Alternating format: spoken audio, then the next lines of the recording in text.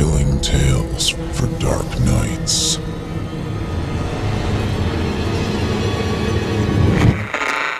Want to make sure you never miss a Chilling Tales for Dark Nights video again? Be sure to subscribe and hit that bell to turn on notifications. It's time to turn off the lights and turn on the dark. Chilling tales for dark nights.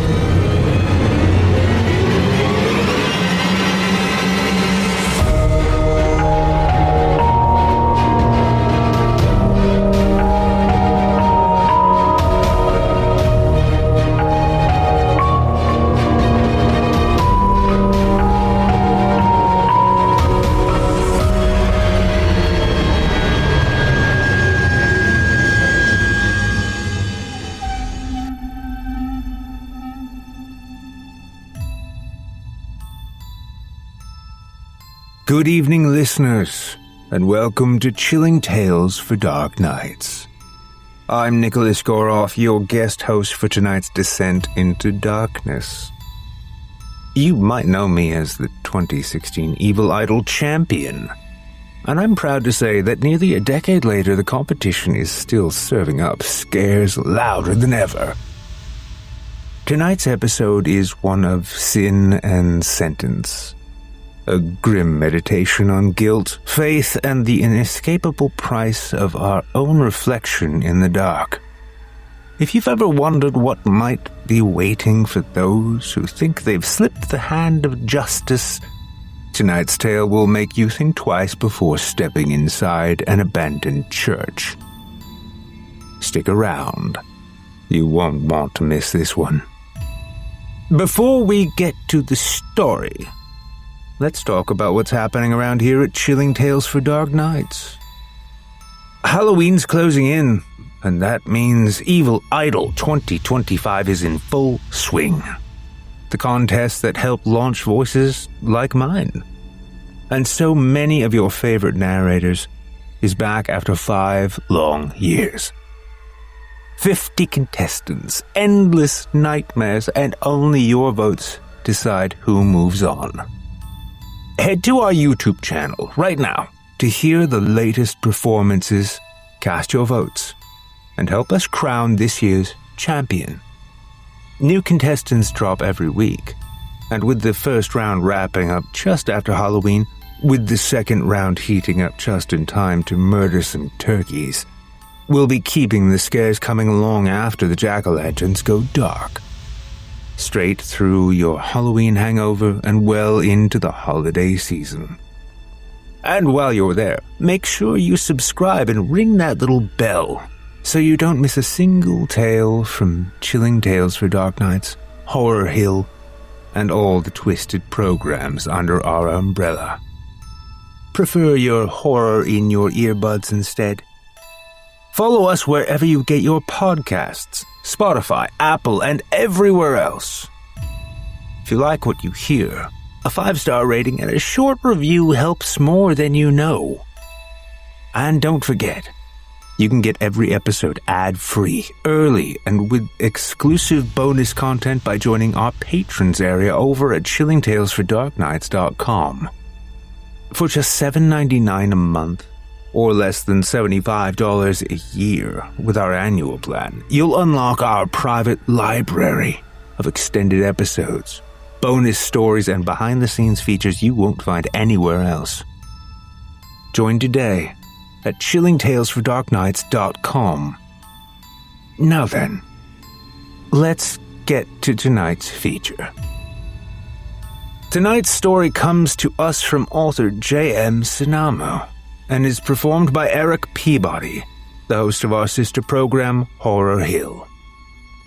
This one's featured in our very own anthology, Chilling Tales for Dark Nights, 30 Tales of Terror, available now on Amazon in paperback and Kindle editions, with the full audiobook performed by Erik himself. Within its pages, you'll find 30 nightmares from some of the darkest minds online. Each one paired with grim artwork by David Romero. And one of them is this one. So, turn off the lights and turn on the dark. Because straight to you from the macabre mind of author J.M. Cennamo, I bring you Filling the Pews. Randall Flass was never a religious person. He had never been in a church, made confession, or even prayed. Having spent his childhood bouncing from one abusive foster home to the next, he couldn't fathom the idea of some merciful God watching him endure beating after beating and it being part of some greater cosmic design. By the time he was 14 years old, he had already accrued quite the rap sheet. Everything from breaking and entering, to assault with a deadly weapon, to arson, to larceny.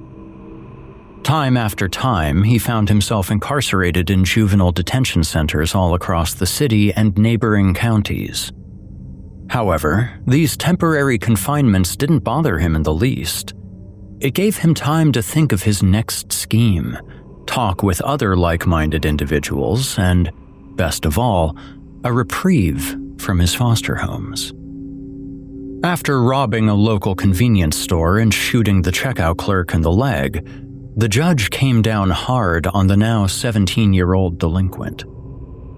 Randall Flass, in all of my years sitting on this bench, I have never seen a young man so devoted to breaking the law.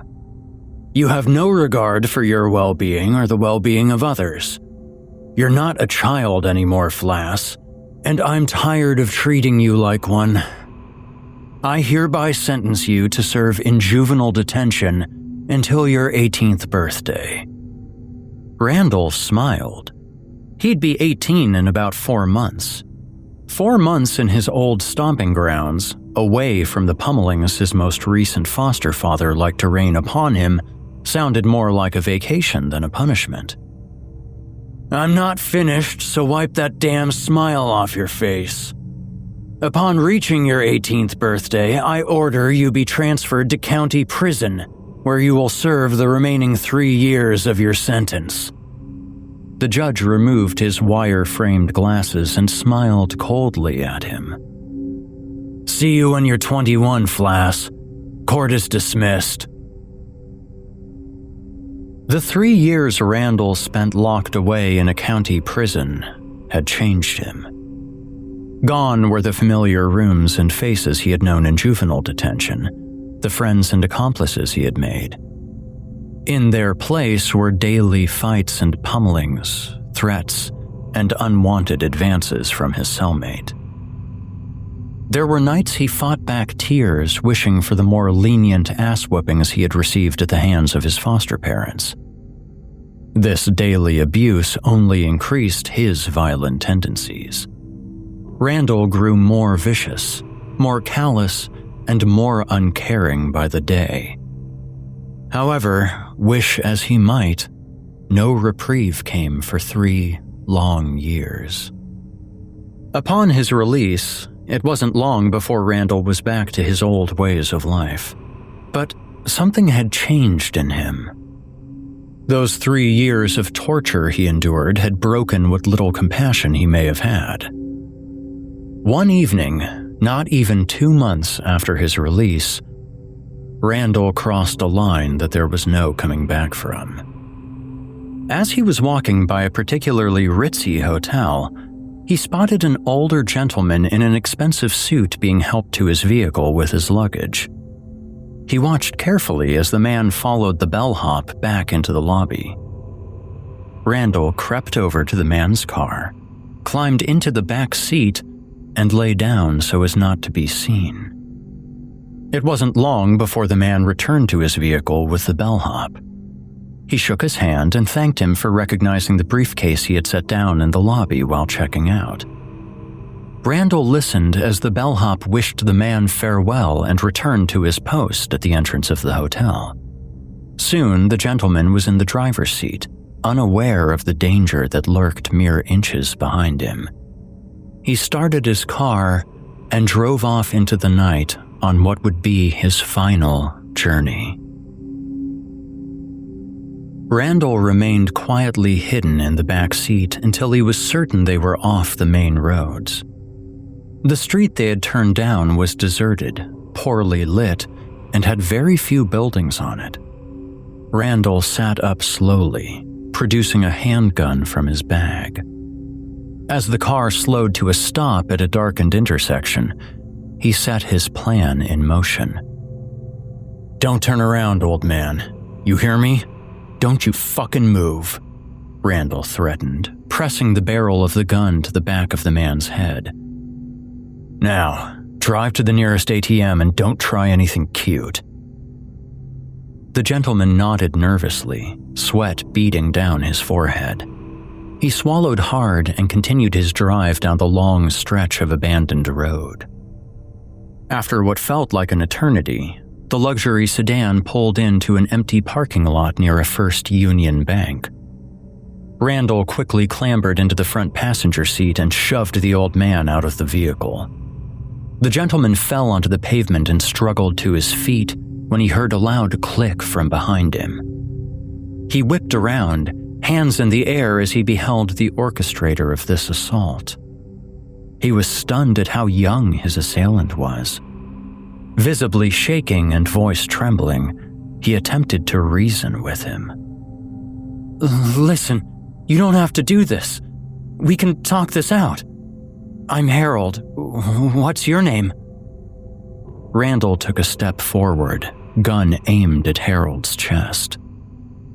"Randall," he replied curtly. Harold took a step forward, hands still in the air. He cleared his throat. "Randall, okay. Listen, Randall, I have a wife and 2 kids. You don't have to do this. I'm sure you have a family you'd like to be getting home to as well." Randall looked at the ground and lowered his weapon. Harold continued to inch toward the young man, trembling with each step. If he could just reason with him or get close enough to disarm him, there was a chance at seeing his family again. Now he was mere inches away from his captor. He hoped this whole ordeal would be over soon. Unfortunately, so did Randall. "No," Randall said in a cold, even voice. "I don't." As these words left his lips, he raised his head and gun at Harold. In a panic, Harold made one final attempt at salvation and lunged at the young man. A shot rang out, piercing both the night silence and Harold's chest, with a ferocity that reverberated and echoed off the pavement. Randall watched as the old man fell to his knees, a warm red stain blooming on his pale blue button-up shirt. He listened as Harold choked out his last, belabored breaths, then slumped quietly onto his side. All was silent. The sound of the gunshot had dissipated in the air like a passing storm. Randall was bewildered, not because he had taken a man's life, but because of the laughter that had slowly begun to build in his chest. It started as a deep chuckle, building upon itself until it burst forth from his mouth in a ghastly cacophony. Randall's laughter faded into the night just as the gunshot had, and reality began to creep in. If the cops found him this time, there would be no 4-year sentence. With his record, he would likely go away for life. He couldn't go back to prison. Not yet. Not so soon. In a panic, Randall took Harold's wallet, watch, and wedding band, then stowed the lifeless old man in the trunk of the car. He locked the car, pocketed the keys, and set off on foot into the neighboring wooded area. The forest grew thick and pressed in on all sides as Randall stumbled through it in the dark. Though things had changed since he had been in prison, he knew that if he just kept traveling west, he would be out of the suburbs and into the countryside, where there were no shortages of places to hide. Trees and fallen branches soon gave way to a small clearing. Randall stopped to catch his breath and survey his surroundings. In all directions, trees seemed to stretch on for miles. He pulled the dead man's watch from his pocket and checked the time. 12:01, just after midnight.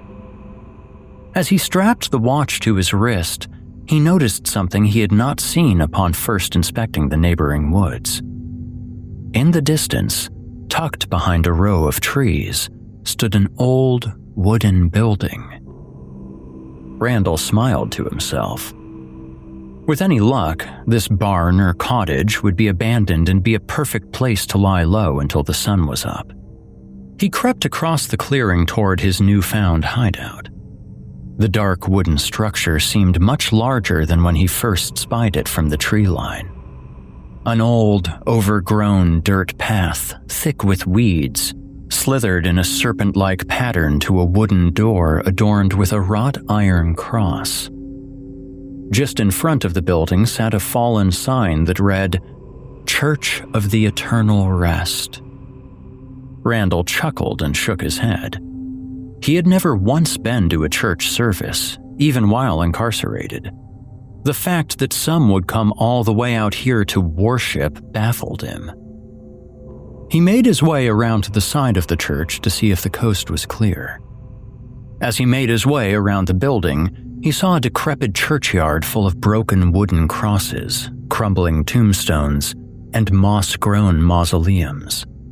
For an old church that appeared to be abandoned long ago, the cemetery seemed to stretch on endlessly into the woods behind it. The stones, markers, and plots suggested this church had thousands of patrons. The graves that bordered on the forest's edge seemed more recent than the ones closer to the church. Randall was bewildered. There was no way this church was still in use, was there?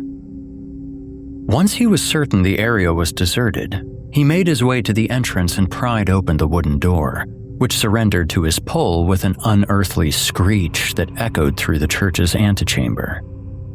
The front room stood quiet with a thick layer of dust blanketing every surface. Old, ruined Bibles, prayer books, and psalm cards lay strewn about the floor, bathed in moonlight that shone through the windows perched near the ceiling. Rotted wooden beams, cobwebs, and debris from the neighboring forest made up the remainder of the room's decor. Across from the entrance stood another doorway made of the same time-worn wood as the first. Above it was the faint outline of a cross which had since been removed or stolen. However, the shape of the slightly off-colored paint was unmistakable. It must be the chapel area, Randall thought to himself before glancing at another door on the far right wall. After weighing his options, Randall decided to see if the chapel offered more comfort than the front foyer. He made his way over to the door and slowly pulled it open. "Oh shit!" Randall gasped as he quickly closed the door and backed away toward the entrance. In the unlit chapel, he could make out the shapes of several dozen people sitting in the pews and one standing at the altar in front. As he was closing the door, one of them seemed to turn to look in his direction. It wasn't safe here. Too many people. Randall turned to exit the building, but was so startled by what greeted him he let out a loud scream that he was certain the parishioners heard. Standing in the shadows, blocking his only means of escape, was a tall figure in a hooded robe. "Come, child," spoke the figure. "All are welcome in my church. You look to be in some sort of trouble. Come, talk with me." In the dark, Randall saw the figure beckon him toward the door on the right side of the room. He wanted to run, but something deep down urged him to follow. Randall followed the robed man through the door and was astonished by what he saw. 2 staircases, one leading up and the other down, and a series of doors. This place couldn't be that big, could it? Randall followed the figure into one of the rooms. Inside, the room was all but bare except for an old confessional against the back wall. "Hey man, what the hell is this shit?" Randall protested. He watched as the robed man made his way into one side of the confessional. Randall had enough. He wasn't sure why he had followed him, but he realized it was time to go. As he turned to leave, a voice much harsher than before boomed from behind him. "Sit down." The sound echoed off the bare walls and seemed to shake the entire building around them. Randall reached for the door when it suddenly slammed shut. He pulled and pushed, but the door would not budge. He swallowed hard and turned back to face the confessional. A knot formed in his stomach as he slowly approached it. "Come on, man, what gives? What the hell is this?" There was no answer. Randall crept closer, floorboards groaning with each step. He sat down in the cubicle opposite the robed man. The partition between them was dark and opaque. Before he had a chance to speak, a low, deep voice slithered through the barrier in the confessional. "This place will determine your future. Life, as you know it, is about to change. How that change occurs is entirely up to you. Up to this point, you have spent your days preying on those weaker than yourself." "Man, get that shit out of here.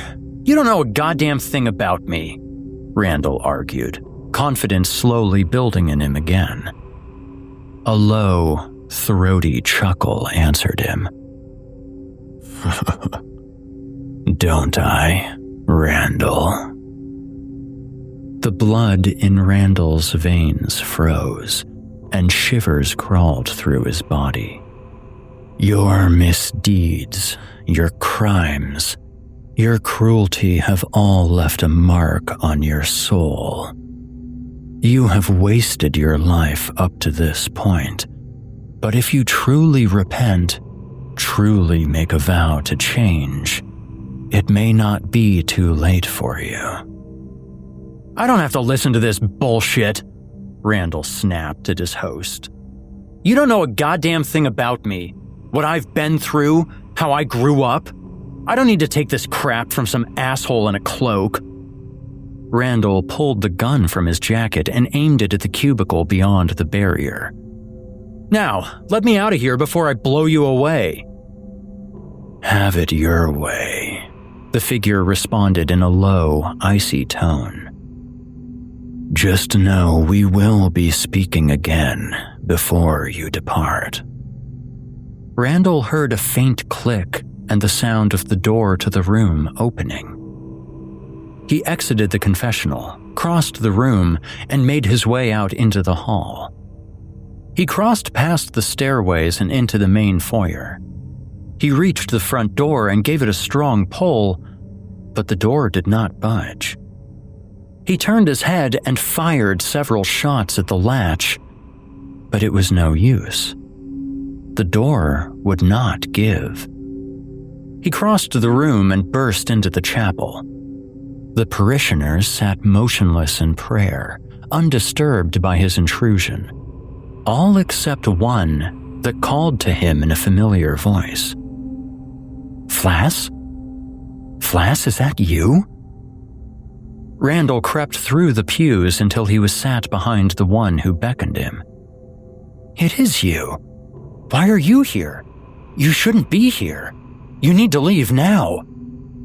Randall leaned forward and squinted in the utter blackness of the chapel. "Stevens?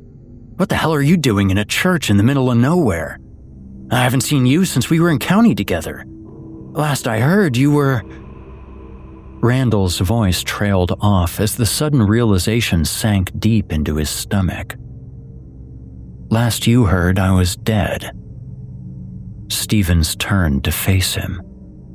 Randall slowly removed his cell phone from his pocket, hands trembling. He turned on the flashlight and pointed it at his long-deceased prison mate. There, in the light, Randall caught a quick glimpse of him before dropping his phone in a panic. In the pew sat and spoke the corpse of his former acquaintance. His pale, worm-eaten skin, his sunken, milky eyes, and his rotten yellow teeth all gazed directly at him in the moment of brief illumination. Randall fumbled on the floor for his phone when he felt a leathery, cold hand grab his wrist. "You need to leave, Flass, before it's too late." As Stevens spoke, Randall could hear the other parishioners stirring in their seats. He jolted upright and aimed his phone light into the room. There, in the chapel, Randall screamed in terror as the corpses turned and shambled toward him. Their bones creaked and popped as they clambered over the pews. Flesh hung off of their bones like moss, revealing putrid organs and exposed bone. Groaning and screaming, they stretched and flailed their bony appendages at him. Randall skittered across the floor and burst through the doorway that led into the main foyer. Something was wrong. All of the windows were gone. The room was pitch black and seemed to stretch on into oblivion. He swallowed hard and ran toward the direction of the door, but what he found was only a smooth wall. The exit, like the windows, had vanished. The sounds of the decaying patrons grew louder as they clawed their way into the foyer behind him. Not knowing what to do, he turned and quickly made his way through the side door into the hall. Randall slammed the door behind him and latched it shut. This would hopefully buy him some time as he searched for another means of escape. Illuminating the hallway with his phone, he discovered his options were growing thin. The stairs that had once led up were now just a pile of splintered wooden planks. The staircase leading down seemed to plunge into a dark abyss below the church. All of the doors were gone, save the one where he had spoken to the robed figure in the confessional. The legion of dead banged and scratched the door behind him in a chorus of otherworldly howls and screams.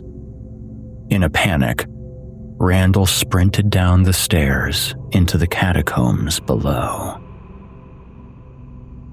This dungeon of a cellar smelled of death, decay, and rotten flesh. The air sickened him as the putrid vapors entered his nostrils. He cupped a hand over his mouth and proceeded toward the back of the room. In the last moments of light before his phone battery died, Randall saw a large metal door on the back wall. He grasped the handle with both hands and pulled with all of his might until the door dragged open with an ear-piercing squeal. Beyond the passageway sprawled an enormous tunnel lined with alcoves, passages, and halls that could lead to anywhere. Randall decided it was best to ignore these for now and made haste down the main underpass. He ran for what felt like hours, only slowing to squeeze through narrow chamberways and duck under low-hanging ceilings. Just as he felt hope was lost, Randall spied a staircase at the end of the tunnel with a hatch just above it. He climbed the stairs and hastily exited through the hatch. On the other side, Randall found himself in a large, moonlit mausoleum. Just outside the gate stood the forest behind the church, where the graves appeared to stretch on forever. He gave a sigh of relief, walked toward the gate, and gave it a good pull. Nothing. Randall chuckled nervously and tried again. Still, nothing. In a frenzy, he grabbed the gate with both hands and shook it violently, but the only response was a metallic rattling noise that echoed off of the stone walls. Ah, Randall. Randall. A deep, cold voice hissed from behind him. Randall turned abruptly and gazed in maddened bewilderment at the being before him. There, in the icy light of the moon, stood the robed figure from the confessional. Randall closed his eyes tight and shook his head to block out the image, but he had seen too much. Its pale, yellowed skin clung tight to its skeletal frame. Its mouthless grin smiled menacingly with sharp, rotten teeth. Its eyeless sockets gazed right through him to his very core. Its blood-stained robes hung on his frame like an empty coat on a hanger. "I must apologize, young man," he continued, "but this church is normally reserved for the dead. However, knowing all of your past transgressions and your staunch refusal to change, I cannot allow you to leave." Randall buried his face in his hands. "I'm not dead, goddammit! I don't belong with you and those things!" Randall felt the ghastly figure lean down next to his face. "Physically speaking, no, you aren't dead, but something died in you long ago, or else you would not have been called to this place. I had hoped our little chat might have changed things for you, but you seem adamant that you have done nothing wrong." Randall bolted upright and pleaded with the ghoul. "I can change. It's not my fault, man. You know the shit I went through growing up. Just give me a chance. You gotta give me a chance." "A chance? How many chances have you had, boy?" "Yes, the ones who raised you played a part in all of this, and they will answer for their sins when the time comes. But how many times were you sent away? How many times did you relish in the crimes you committed? It was not their fingers that pulled the trigger of that gun. And let's not forget the cacophony of laughter that spewed from your lips when you murdered that man. The confessional was your last chance, I'm afraid, and you threw it away. No, child, you are done with chances." The robed horror grabbed Randall by the shirt and lifted him off of the ground. With a gesture of his open, bony claws, a drawer in the wall slid open. As Randall screamed in pain and terror, the creature's fleshless hand shoved him headfirst into the opening of the mausoleum wall. The top of his head banged hard against the stone behind him, sending a trickle of blood down the back of his neck. Randall was too tall to fit in the cramped mausoleum drawer. Suddenly, with demonic strength, the skeletal assailant grabbed both of his legs and snapped them like twigs at the ankles, making his feet meet his knees. "There. Now you should fit much better." Sheer anguish began to cloud Randall's vision as the drawer he occupied was slid back into the wall. Suddenly, the creature pulled the drawer back out and leaned in close to his face. "Take care, Mr. Flass. I look forward to seeing you in church next Sunday. I think I will donate these to the collection." With that, he collected the pilfered wallet, watch, and wedding band from Randall's pockets and slammed the drawer back into the wall. As the night gave way to dawn, the church, the graveyard, and all that remained of Randall Flass faded away into oblivion. And that, dear listeners, was Filling the Pews by J.N. Cennamo, performed by Erik Peabody. You can find that story and 29 others just like it in our anthology, Chilling Tales for Dark Nights, 30 Tales of Terror, available now on Amazon in paperback and Kindle formats. If you'd rather listen than read, the full audiobook edition is performed by Erik himself, bringing every grisly, bone-chilling tale to life the way only he can. Since 2012, Chilling Tales for Dark Nights has been keeping people awake through the night with terrifying audio renditions from the darkest minds modern memory has to offer. In our anthology, we've collected 30 tales never before available from some of the most prolific and twisted authors of the online community. Each one accompanied by haunting artwork by David Romero. Inside you'll find strange cats, cursed apartments, demonic entities, vengeance from beyond the grave. And yes, even a man-eating monster or two. So if you love what we do, pick up Chilling Tales for Dark Nights, 30 Tales of Terror today on Amazon or wherever books are sold, and turn off the lights and turn on the dark.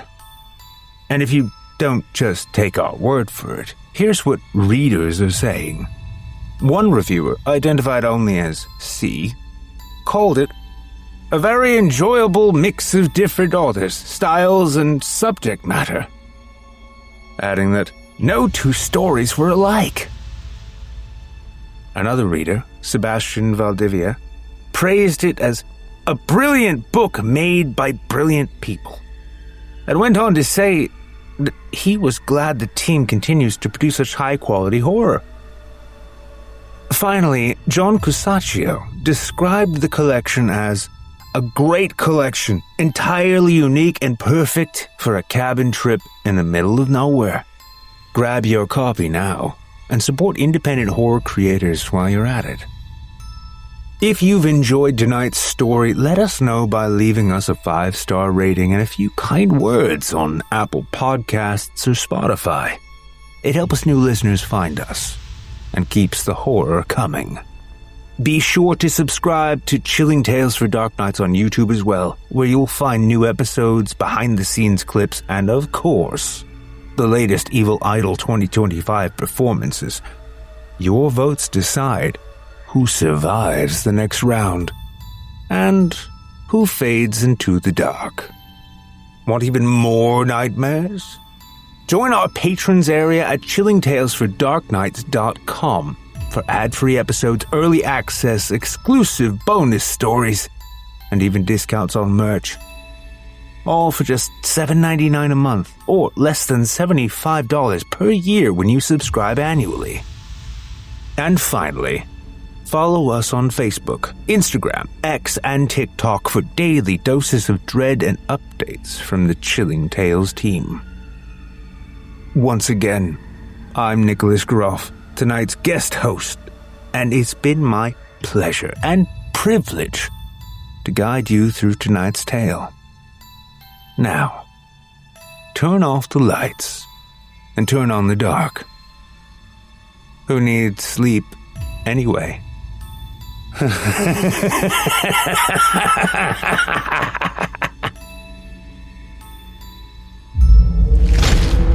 Chilling Tales for Dark Nights.